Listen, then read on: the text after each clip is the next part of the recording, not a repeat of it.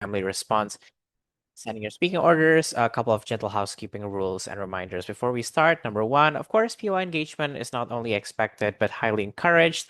We also really do hope for plenty of engagement in this debate and what is going to hopefully be a fun round, but also let's make sure to keep this civil, make sure to keep this debate equitable. I think you guys all know the drill now. Just introducing myself, my name is Vinay, acting as chair. I am also joined by another judge, I believe Glenn. Can you introduce yourself? Hi everyone, I'm Glenn and happy to be. All right. So yeah, without further ado, I think we can just start the debate. Looking forward to a wonderful one. Calling upon the Prime Minister. Here.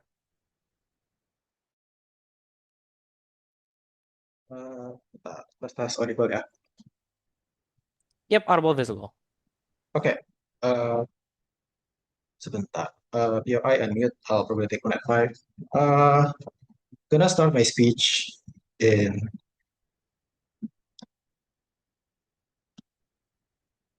3, 2,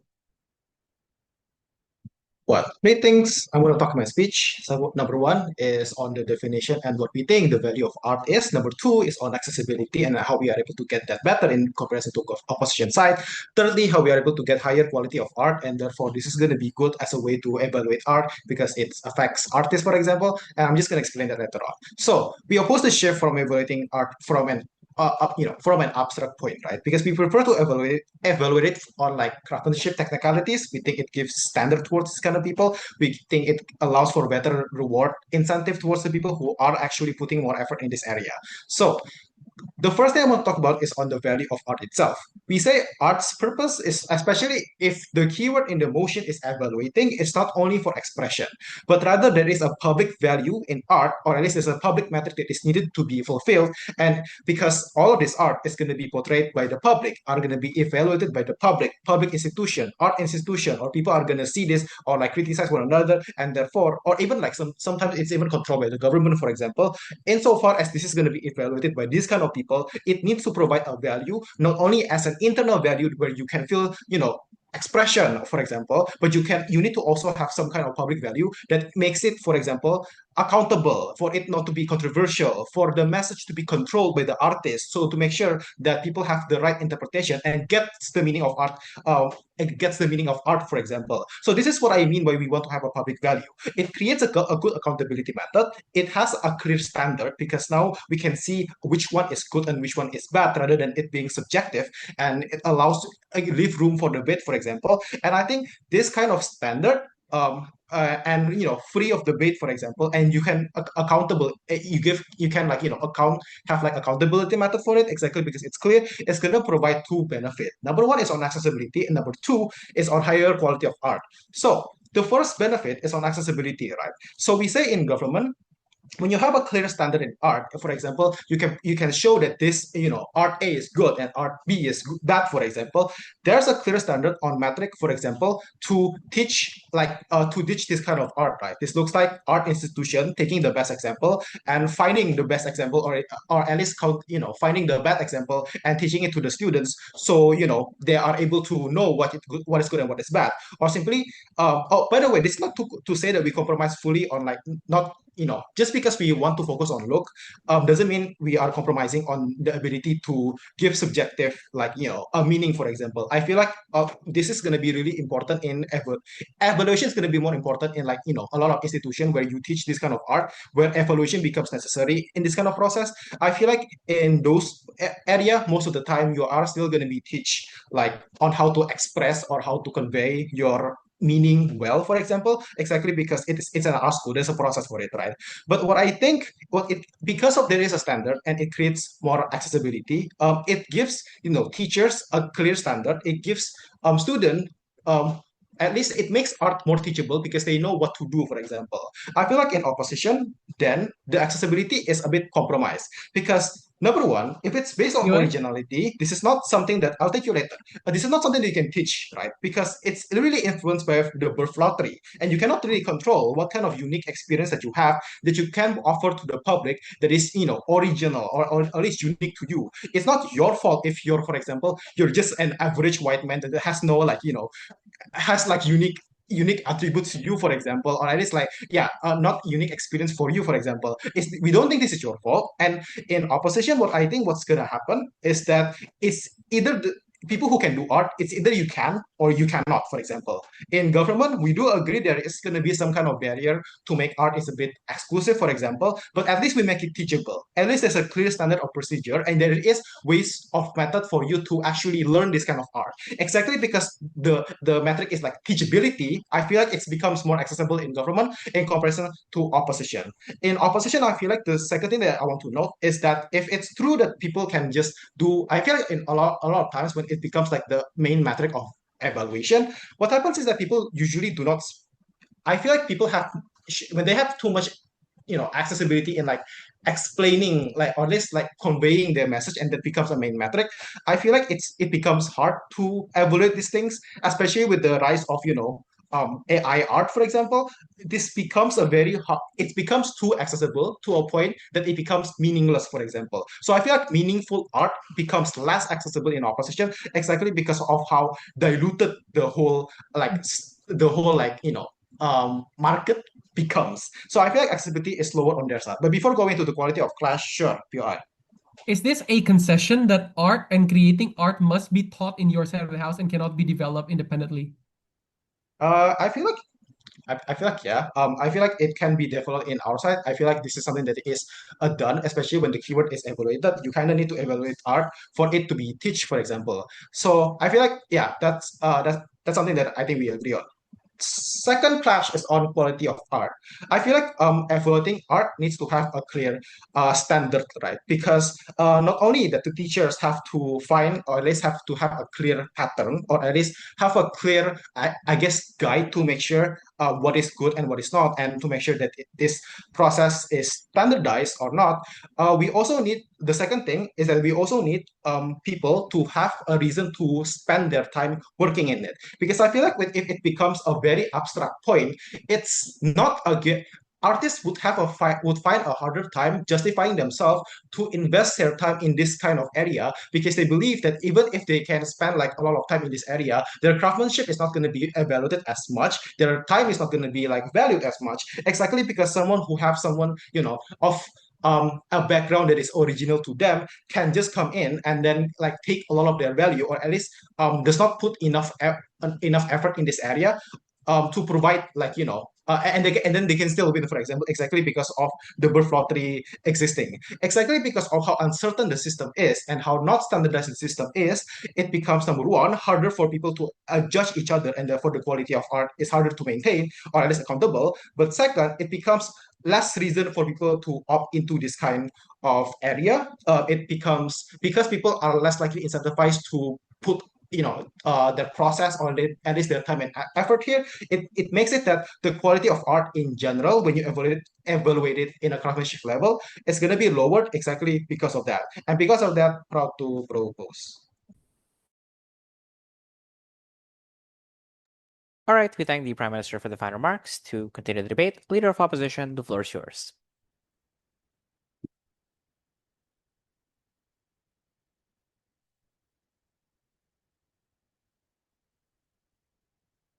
PI preference, just use the raise hand feature and chat if you want to, but please do not use your microphones.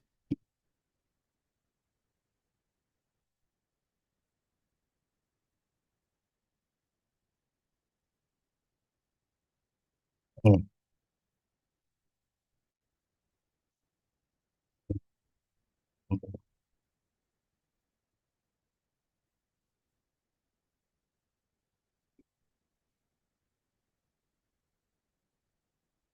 This debate is not about whether or not art is going to be good or bad in terms of quality, but I think it's very important that we understand that it's about the perception of art.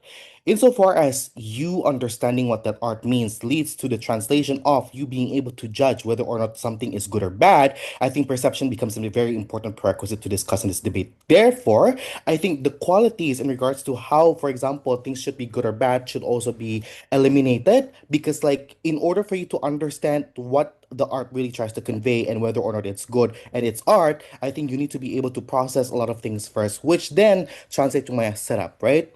To make it make sense. Two things here. One, what is the function of art inherently?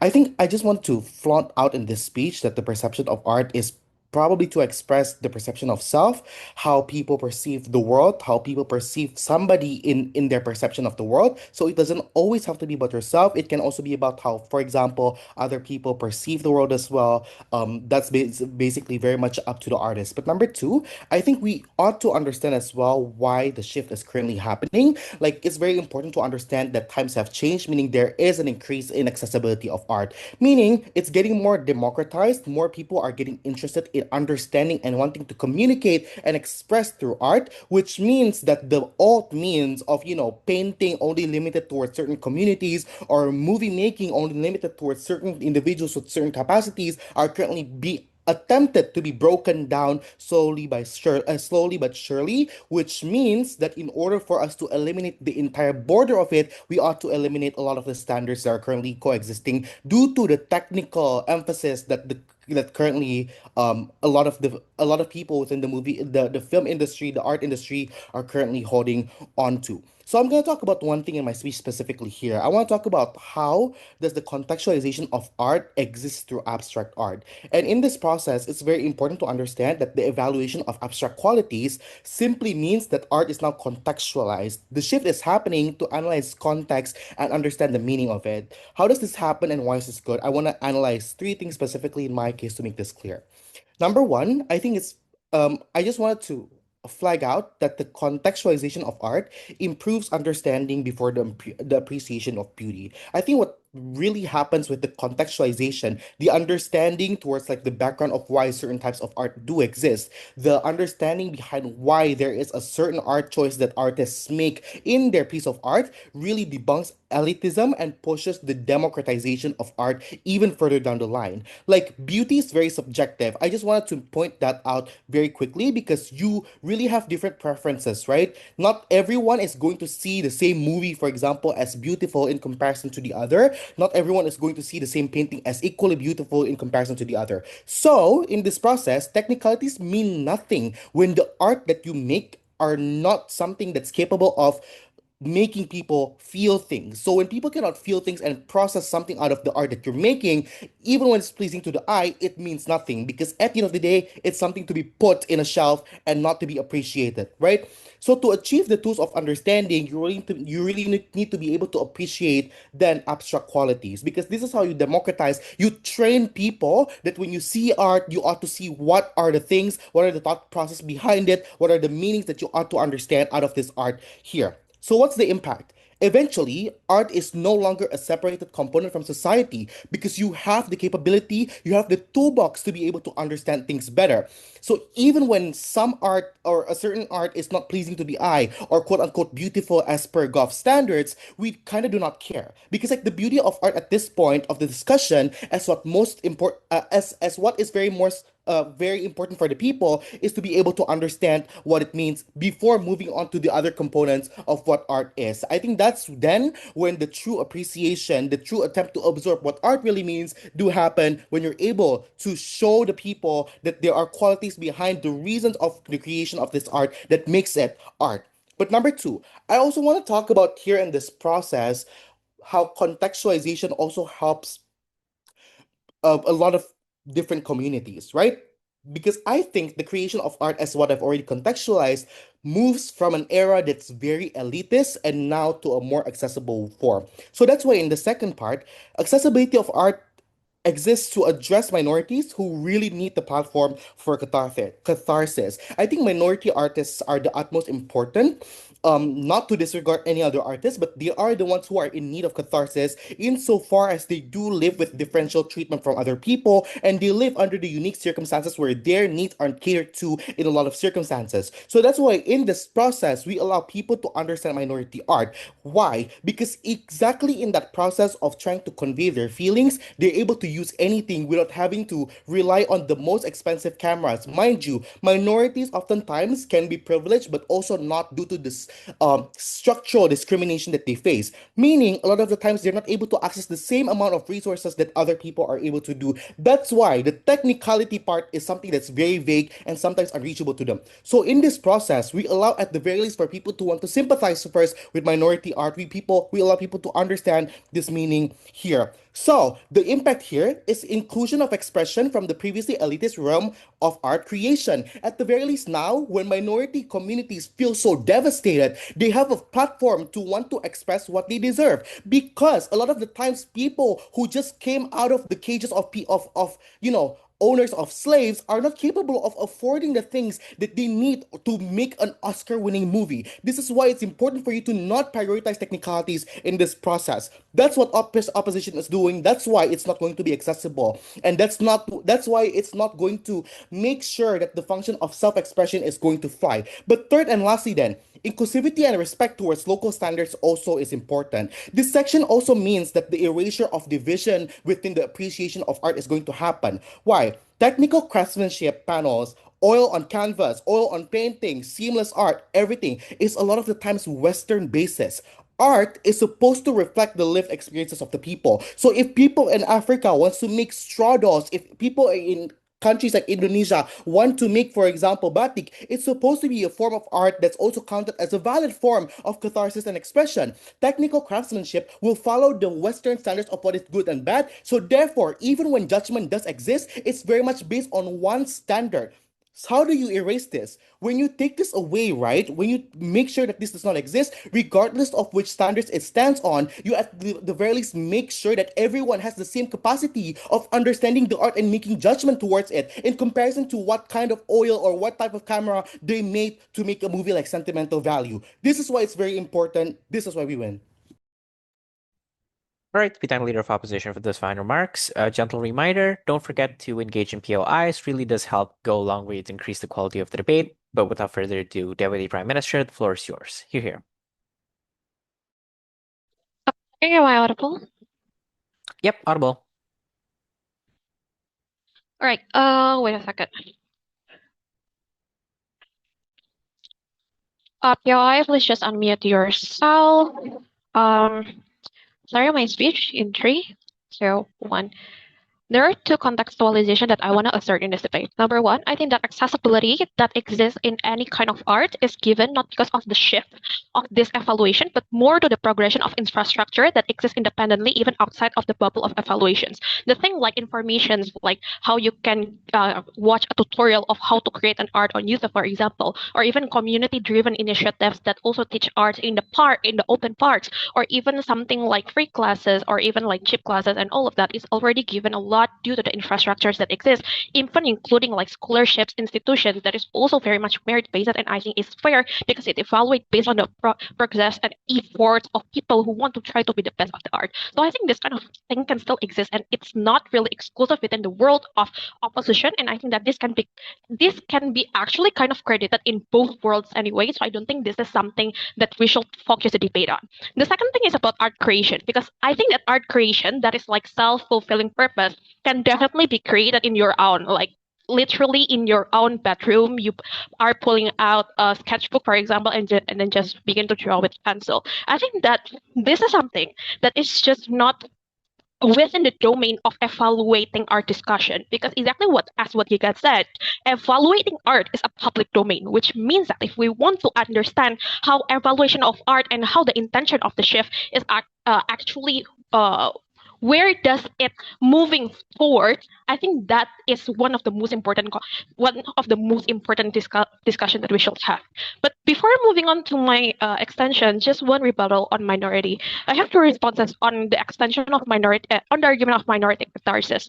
Number one, I think that the discussion of minority artists is not even proven in opposition side of the house, because why evaluating their arts should be based on abstract quality instead of any technicalities. Because I think the technical craftsmanship, exactly because it's a surface level appreciation, that's what makes people are interested from the very first place. Because if you're relying on the idea of abstract qualities, then I don't see why then people are actually going to opt in into the art from the very first place, because you are not seeing the interest of most people, of the public, because you are relying on your own self-perception of reality, which I don't think is something that is quite can be felt even by most people anyway. But even if you want to say that there are toolbox to understand discourses, I'm going to flip this by saying that exactly the toolbox to understand is through discourses and discussions like that, it will just eventually devolve into some sort of debates that just dilutes the idea of catharsis from the very first place. I'm going to explain this more later on. But secondly, even if catharsis is important, I think that this is not exclusive because of two reasons. One, I think that you can still have a catharsis even as minority community when you independently create an art and enjoy the technicalities, the slow process of creating arts where you actually putting on efforts and something that can be eventually evaluated by the public and seen its authenticity and also beauty, for instance. And second of all, I think that in terms of community, there are a lot of art institutions that is also really indulging on minority proliferation. And the thing is that the basis of art institution is based on the fact that they are pertaining the technical craftsmanship as the priority of driving art as an academic or as a as a sector that is worth to be developed from the very first place. So I'm saying that the shift toward evaluating art for its abstract qualities just give more leeways for probably it gives more leeways to interpretations of freedom and such, but that also gives a more restriction on how then art can actually be seen as something that is valuable to be developed by the government officials or like that. That's why there is a lot of degradation of art, even in comparison to like STEM sectors and all of that. Well, although this is something that has been suffered by a lot of social science and humanities, I guess, but art suffers a lot because of that. So I'm going to talk about two things in my extension. The first, I'm going to talk more about the intention of the shift from the very first place and what are the comparative that should be that we should defend. And secondly, perhaps more on the authenticity and also education, I guess. Yeah, but on the first extension, intention of shift, I think that there are two intentions why the shift happened from the very first place. The first is because they want to value more subjectivity and the freedom of artists. And the second reason is to see deeper meanings in art rather than surface level appreciation. Yeah, this is good intentions. But how do they manifest? I think they manifest into three things. One, there is a trend of radical 180 degrees turn around in art community that devalue techniques and art academics for the proliferation of freedom. Second, there's a degradation of art value in a way that dimensions, like the dimensions of understanding of how intellectual can you be to understand a lot of meanings, becomes the priority in evaluating art, in which it is highly inaccessible if we rely on the conception that everyone have different level of understanding and different level of education, because people also have limited time and limited capacity to be able to indulge in certain art, for example, to indulge in certain art. Because, like, for example, a lot of modern art performance happens in art exhibition that relies on like 3 hours of modern art performance, which not everyone can go there, which means that this is actually a more isolated form of art shift toward because they want to perform this just on events. But before that, sure, Elgard. On your end, then, the only way people are able to create high level of craftsmanship art is through technologies, right? How are most people able to pay to achieve this high level of technology? Actually, this is my third issue, in which I think that I think that exactly abstract qualities is an inadequate response to the big urgency of artists, which is AI. Because how artists fight back against AI? I think that human authenticity could only be seen through the process of handcraft and also craftsmanship. Because, for example, in the paintings, you can see the Baroque technique. You can see how oil painting can be brushed in a certain way, and all of that. And all of these processes are belongs to the human's effort and not belongs to the machine of AI and technologies, for instance. Because here's the thing, AI art could have sentimentality, but technical craftsmanship cannot belong to machines or any technologies exactly because it is driven by institutions, also human teachers from the very first place, and it needs adequate example of how it is given. That's why in your side of the house, it is actually much more indulgence toward AI and technology from the very first place. So I think the comparative is clear in our side of the house. One, there is a need for surface level appreciation to emphasize aesthetic and beauty because that is exactly the purpose of art. Second of all, there will be more easier people will cover more fundamentals as the merit and also art itself. And yeah, I guess that's all. Very proud to propose. Right, we thank Deputy Prime Minister for the final remarks. To continue the debate, Deputy Leader of Opposition, the floor is yours. Here. Am I audible? Yep, audible, but not visible yet, though. All right. Am I Okay, visible now now? visible. Yep. Hey.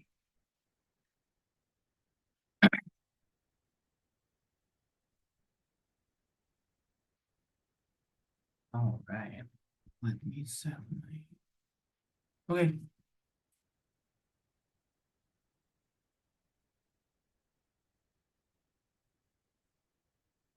If I open Gemini and I ask them, hey, please replicate Ghibli's art style and make a photo of me and my family and Justin, for example, and Rizky all in one frame, they would most likely come up with a hyper-realistic and hyper-accurate manifestation of the technical expertise that Ghibli can create. AI learns through existing craftsmanship that are already there, and they're able then to just replicate and massively produce those particular art. What they cannot produce though is originality, contextuality to the growing tension of socio-political world. They're unable to understand the feeling of losing your mother when everything is falling apart and the feeling of grief that overtakes your entire being. Those are entirely human, and those can only be evaluated through the abstract analysis of when the art is created, who created it, and the intention that comes from every stroke of the brush. That's why then AI can replicate technicalities, but they cannot replicate context. That's why I think you should discredit most opinions coming from Goff regarding AI because most likely it's untrue. I'm going to talk about two things then. One, I'm going to talk about how evaluating art through the technical craftsmanship lens, this allows accessibility both to artists and to individuals who consume them. Two, I'm going to talk about why eventually it's unable, this allows individuals to have teachable moments and scale art in a bigger scale because technicalities are more likely than not be a secret, and therefore people do not want to share it to the mass world. So number one, right, on inaccessibility. And then they talk about how, hey, art generally, technical expertise is a good evaluation metric of art because it measures excellence, it's replicatable, it's scalable. This is untrue in two ways. One, it's not scalable, right? Because Rizky pointed out that there is a level of privilege that might prevent individuals from being able to replicate it. They challenge, oh, but what kind of privilege, right? This is how we're going to explain. Two things. One, money. You need to attend courses to speak the language of artists. You need to buy IMAX cameras so that you're able to mimic Christopher Nolan. Time. You need to push people to make technically excellent art in a scenario in which AI might not be there. Yeah, this is me being very charitable. In which case that, poor people who do not have the ability to afford to make very technically expert and amazing art because they have to work double jobs, for example, might not have access to. You know who has access to the time to make it? The energy to still do it because they're not distracted by other things, and the money to buy the best equipments, privileged people. People who are more likely than not able to allocate those times to do it. Because for as long as the best picture or the National Art Museum would only feature technically excellent art, the ones who are more likely going to enter that particular art would be for coming from the privileged individuals. But they say, no, we would still focus on messaging. It would still be an important aspect of the art. Sure, messaging would still be there. In times of pandemic, I am sure in government's world, art that makes it to these particular elitist boards would still be about pandemic and would still have a level of contextuality. But the problem is that it would look like paintings made by a Jakarta woman suffering in pandemic because they have to make dalgona coffee constantly and boredom is suffocating. While in our world, we might have rushed rambling of Papuan girl trying to make a poem because she is crying to her rubber gloves while her mother is dying alone in an overrun hospital. The comparative is clear. Context matters insofar as humans live in a societal economic situation that can only be understood through the lens of media. Airtime is important because what we evaluate is what we amplify, and what we amplify needs to be the most contextually accurate art that comes from our marginalized communities who don't have the time and patience to sit down and make excellent art because the world suffocates them every day. This is why you are more charitable if you go with opposition, because opposition understands that technicality might not have the patience to wait for those who are most unmarginalized, but love and compassion and relationship with others can materialize outside of the barriers of technicality in art. Point. That's why privilege would more likely be balanced out if we evaluate it not just on the technical expertise, but also on whether the message is contextual, it's original, it's groundbreaking, it's relevant to what we are experiencing as mankind right now. That's why it's inaccessible for artists. But you say, what about the audience, right? How do we want them to evaluate? Before I move on, sure, Ghiffary. How then the process of evaluating in your site would result into understanding rather than just, oh, this is just how I want to interpret the very specific person cases? That was explained in Rizky, right? Rizky talked about that. Okay, I'm gonna explain again. So basically on your side, okay, we want to, you assume that people are going to understand technically expert craftsmanship, but that's never explained, right? You take it for granted. You say, oh, it's gonna look beautiful, and therefore we'll explain it. But what technically expert craftsmanship look like, it would more likely look like subliminal messaging in movies in which the director decides to put morally gray colors as a form of subliminal messaging to say that this guy is not to be trusted. It looks like different color grading, or it looks like using hard, very rare words in your poems because you want it to be grandiose and be very hyper specific to the experience that you're experiencing. These are highly technical craftsmanship, but also these are very elitist. The reason why most people don't engage with high-level art in current status quo is because it's hard for them to understand it. They don't have the time to sit down and learn because they have to work double jobs in their second shift, for example, on a Friday night. What I want to say is, on your end, people do not understand it anyways, because the ones who understand it usually are very elite. But on our end, we give them the tools because we say that you evaluate it based on whether you understand what this person is trying to say, whether you agree with what they're trying to say, and you evaluate the art as a whole, whether then it becomes beautiful, whether then it evokes a feeling. That makes art worth it, and that makes art purposeful. Proud to oppose. All right, Vinay, Deputy Leader of Opposition, for the final remarks to close the substantive Gov case. Gov Whip, the floor is yours. All right. POI preference to unmute. Hold on.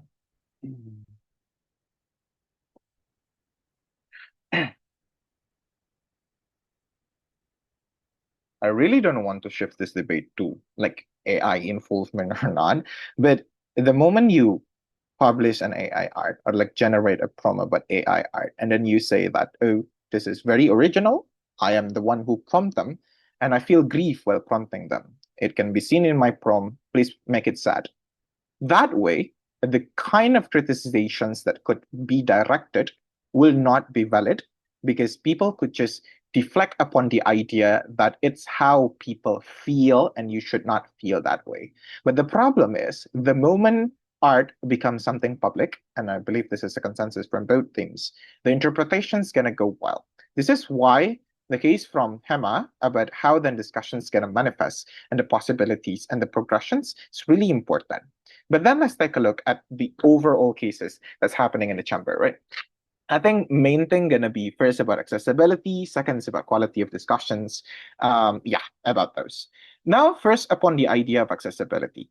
Propositions came to the debate, and we say that accountability will be there because the moment people create an art, it is not as value free or free to interpret as what might occur because the evaluations that happens is due to the technicalities, not shifting towards the abstracts that incentivize people to add on certain backgrounds and conceptualizations, and they could just be gray about it, right? The problem is, what they never responded is how then it most likely be controlled by the predominant narrative, the elites that they protest about, oh, they're the one who gonna control art in the very first place. We think that the elites already exist, and the moment that they could incentivize creations of art, and then through the creation of art, they tell that you are a great artist, I want you to indulge upon these idea of mine because simply these artists still need a way to live, and because they are going to be evaluated based on what they created, they could do that. And they could not be held accountable for doing so because simply they say, you are the one who portray it like that. I am simply, I'm the type of artist who doesn't really explain about my creation. So this is why it is inherently problematic upon the idea of accessibility of people to enjoy this particular art. Not that it needs a certain standard like Hema told you, but also how then the process in order to do that is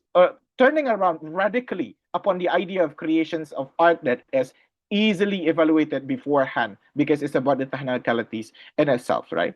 But this also trickle downs upon their idea, since the very first speaker, about democratizations of art, that actually manifests into the idea of people are just fear missing out on not creating an art. They feel like the incentive because art now evaluated based on the abstract qualities, they could hop in and participate. That's why they use those kind of AI. It's actually evaluate upon the idea of creations of art in itself because these people thinks that they are able to manifest something and not be responsible about it. So upon the idea of accessibility of creation, yes, you could create art. It's just that your art wouldn't have this degree of accountability, which is why we think that in their side of the house, there are only two possibilities upon the accessibility. One, people that could speak is people that coming from a place of birth lottery that is bad and are pushed to speak upon those ideas and will be valued because of that in the very best case. But due to the predominant existence of narrative, most likely it's either A, their creation is going to be misinterpreted, like how a lot of Black people arts are misinterpreted and then taken for granted by the white folks. But then two, even if that's good, they're just going to say that, oh, it's good due to the lottery, not to the merit of the people who creates it. You exist because you somewhat born in a Lord of sacrifice. You were somewhat born in the idea of succumbing to power. So the idea to belittle these people in creating their own art in their side of the house will happen due to birth lottery. But yeah, point. Okay, but we don't agree yet on how to measure the meritocracy of art. But we agree upon that some people are suffering more than others and their story deserves to be heard. If you weigh those two things, which one do you think should be more prioritized?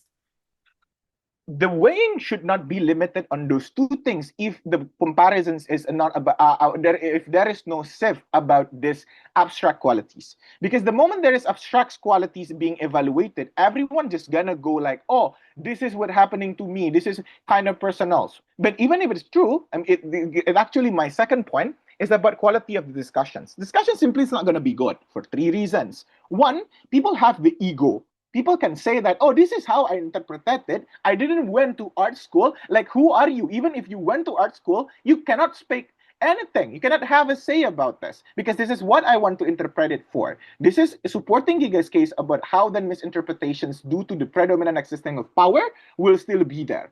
Comparatively on us, at least the quality of discussion can preserve upon the idea that the message is clear. And then if you want to criticize, you can say the art is good or bad due to the productions of the art, not necessarily because of the message of the particular art. Otherwise, in your side of the house, the one that going to get validated is the one that get misinterpreted and succumbing into the idea of power in play, or the one that, well, by the first place, creating in itself. But secondly, why then the quality of discussion is going to be bad? Because critics will not be seen as evaluation, but it will be seen as hatred. You would be simply seen as someone who is jealous of the creations of the art. You will be seen or not respecting towards the problems that are occurring. So the kind of discussions will be about if you support, you blatantly support that particular art, you evaluate it as good. But if not, then you shouldn't have a say about anything. This manifests into more leeways to unnecessary ad hominem attack to artists because abstractness often tightly intertwined to personal identity. This is what we don't want when people evaluating an art. Sure, if you want to intertwine about the idea that is really important because people are speaking their message, but the moment the art is publicly uploaded, it is an art. It is supposed to be evaluated as it is. That's why we need a certain standard that is clear to minimize the attack to those marginalized community due to the democratization of art that you say that actually hampers and buries them. Because they're going to say that this is not different than the one that I created. No, we need certain standard that is technicalities, that is clear. Our case simply manifests into the idea that it minimizes the power in play projections toward controlling this, but also it minimizes ad hominem toward the publicized art. For those reasons, oppose. All right, we thank the government whip for the final remarks. To close the substantive debate, opposition whip, the floor is yours.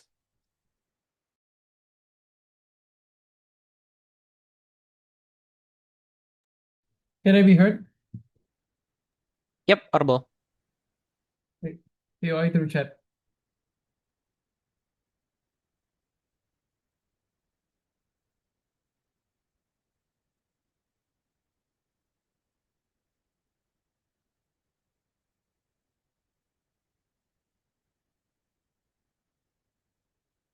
What art is a language of expression.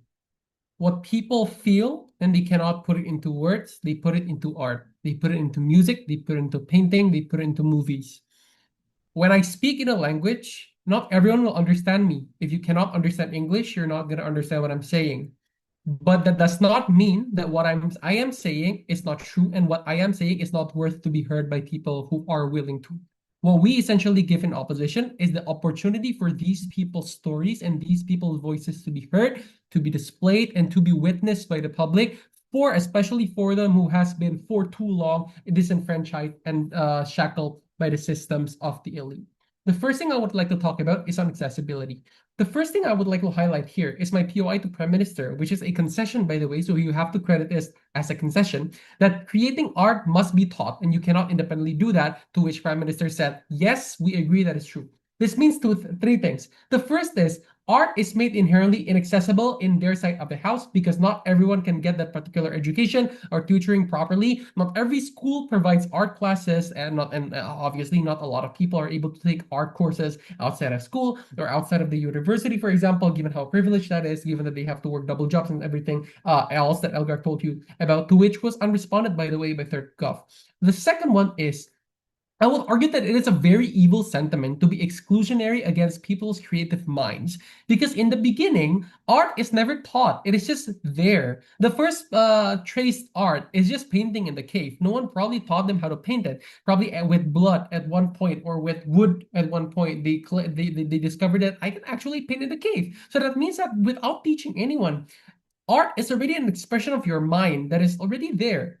We think that paintings by marginalized children folk songs from tribes in Papua or in underprivileged areas of Africa are equally, if not more beautiful than contemporary arts, where people learn about how to create those arts from tough years of art school and other parts of formal education, to which to say the opposite will be either exclusionary or just blatantly untrue. But finally, I would argue that the award or the evaluation or appreciation of art, as they correctly claim in Goff, is made to be naturally prestigious and exclusive. Not only that, first of all, people gatekeep how they create good art because they don't want people to understand or to discover how they can draw like very specifically on one particular picture, because then they would not be valued anymore given that other people are able to replicate their art. But I think the concept of art in general is just deliberately designated to be exclusive and exclusionary, right? Because if everyone can do that, it's no longer special, it's no longer unique, it's no longer a privilege that people can claim. If one product becomes cheaper to create an art, it will no longer be considered as top quality because another one will appear, which is more rare, which is more exclusive, which is more expensive, to the extent that that particular like ingredient is now considered to be the top quality. So in essence, the nature of art inherently in their side is always going to be kept prestigious and exclusive to the extent that a lot of people are going to be able to access it. Then I think that's when all our arguments about creating art becomes much more expensive occurs. The only response from their side was to say that, but things are getting cheaper. Again, if things are getting cheaper, it's not going to be considered as good quality. Why is accessibility important? A lot of phrases come and are always sounded, right? Like when words leave off, music begins. Draw your feelings away. These marginalized people have little to no other alternatives to produce high technical quality art, or even not other alternative to see, generally get any form of entertainment or the way they can deliver their messages. They see no art being made by their fellow brothers and sisters to be witnessed by the world, to the extent that what they want is for their art to be seen first. To this, their Hail Mary defense was to say that, it's going to be misinterpreted. Again, all arts are open for interpretation. But I think Elgard's example is already very self-explanatory, by the way, because if you see an image of the girl in Papua crying for her dying mother, I do not know how else viewer will be able to interpret it. Otherwise, they are so morally depraved, so morally degraded that they're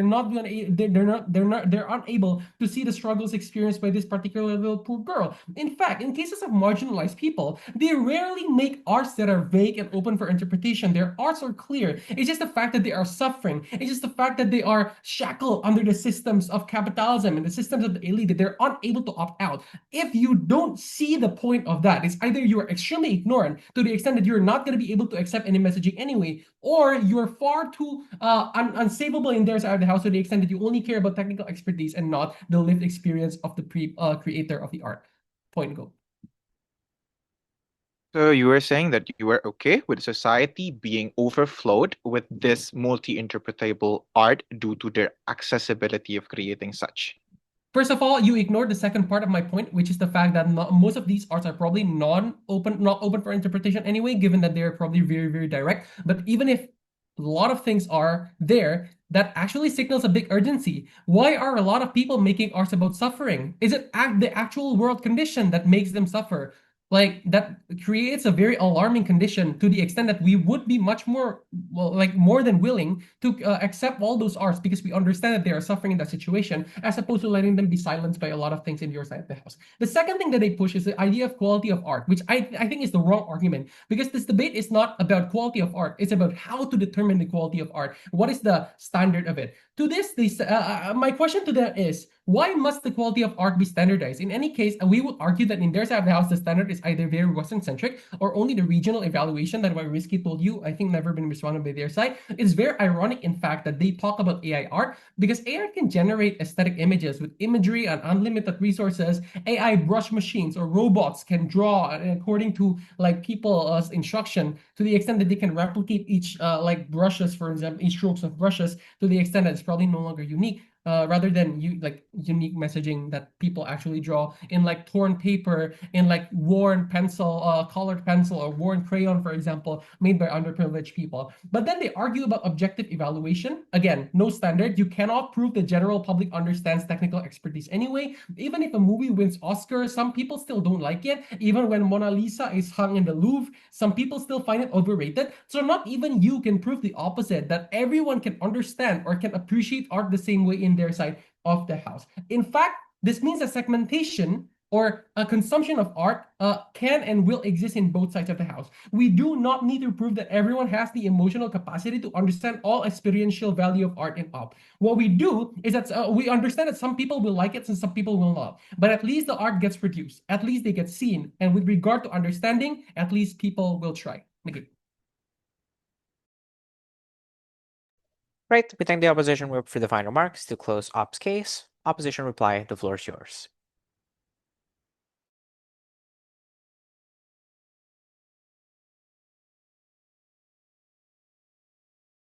Am I audible? Yep, audible, visible. Thank you.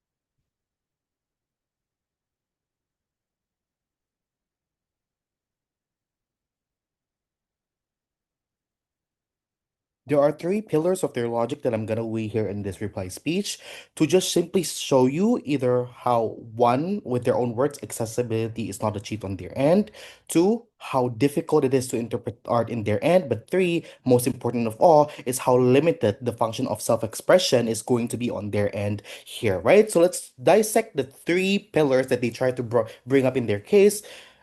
That's gonna flip it all around. The first thing is the statement that art should be beautiful and technical because transfer of knowledge by teaching art to people or techniques to people is going to happen. There are two things I want to weigh here, right? Number one, I think this is very non-contextual. That's why it's very, very hard to believe. Like, who really determines what is beautiful forms of art and strokes of art, and that's why you want to teach it to them? Like, insofar as this is very subjective, by the way, like the meaning of beautiful or not, and why are people outside of the borders where this art is made going to understand it? Like, why is it that someone in Indonesia is going to suddenly understand a Norwegian way of how Joachim Trier tried to make sentimental value? Like things like that, right? I think that we told you two things. One, that the idea of barriers for access is of technology does exist. So meaning the unique ways in which people do live and the ways in which they make their art respectively should be appreciated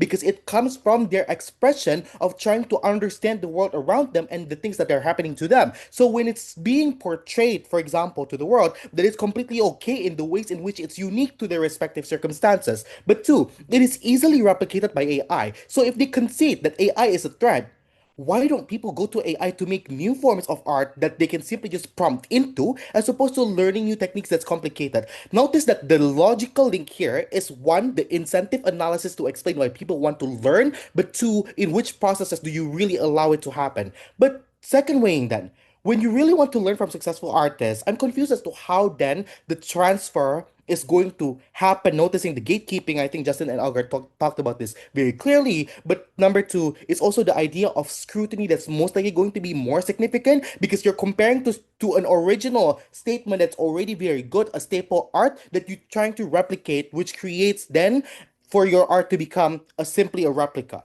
But second statement to weigh here and to assess, right? They told you that art should be beautiful and technical because interpretation can still be wrong and ad hominem attacks can happen towards artists. Two things here. One, I think this is exactly why the discourse is better. At the very least, you can try to convey whatever the artists mean here and what they are trying to convey from what is obviously being displayed from these frames. Like for example, the example of the crying girl with the rubber gloves about her dying mother, about her dying mother in Papua. On top of that, the ways in which people do convey very obvious emotions or they convey very obvious frustration in the work that they're trying to show. So I don't see why the cinematography debate between one battle after another and Sinners will translate into the ability for people to come into a common ground of understanding art. But two, even if this is not the case and worse comes to worse, we told you why this is a process. Like when you try to at least capture the meaning, where you try to feel the emotions out of the expressions portrayed, feel the frustration from the rough scratches. This is how you democratize the participation of people in understanding art, in which we've told you that there is an increasing interest to, and that's why we're likely to open participation for people to actually participate in this process.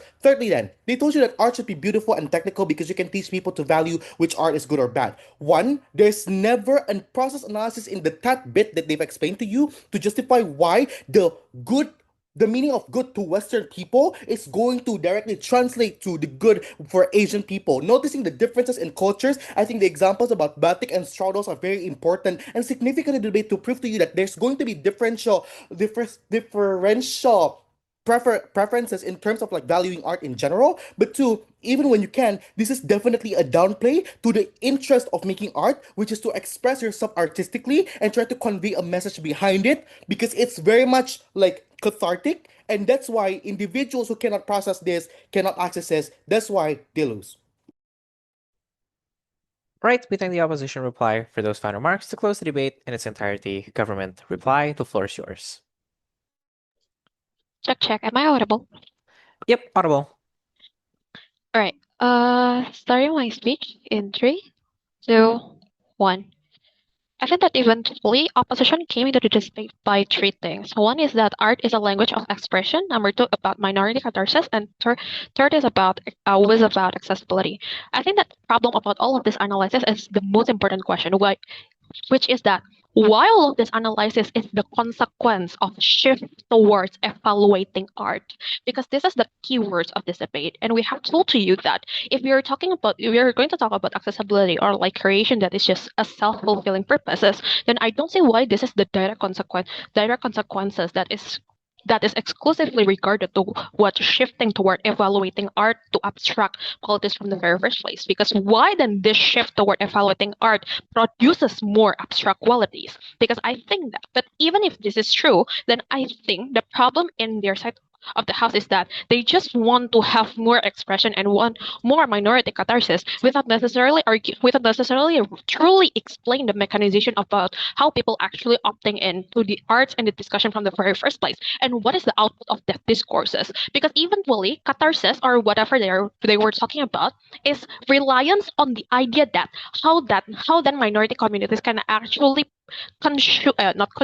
process the output of their art from the very first place. Because what we said because we told you that the quality of discourses in abstract qualities are often thrown away due to the sheer number of abstractness, because a lot of abstractness is also tightly intertwined with personal interest. That's why a lot of personal interest or like a lot of critics is seen as hatred, and also critics that are just doesn't seen as evaluation, but it's just seen as an attack from the very first place. I'm not saying why this is something that is cathartic, for example, because it's just triggers just more. It just triggers more debates and discourses that has no end or conclusion from the very first place.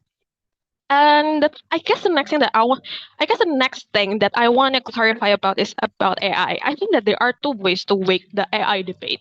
I think at worst the AI debate is a deadlock because opposition say that AI can replicate technicalities. Proposition said that government say that AI can give more sentimentality too. In which I feel like some of the conclusions are just throwing around in a way that judges are forced to wake this on its own. But I think at best, I think government can still win, because here's the thing: people doesn't care about how things are picturized, just the intention from the very first place in opposition side of the house. Because we have told you that the details of technical craftsmanship, because it is a craftsmanship, is about something that is like handcraft. It is more like the usage of specific tools like brushes and all of that, for instance. In which I don't see why this is something that is being able to be replicated by AI if like the brush and all of that.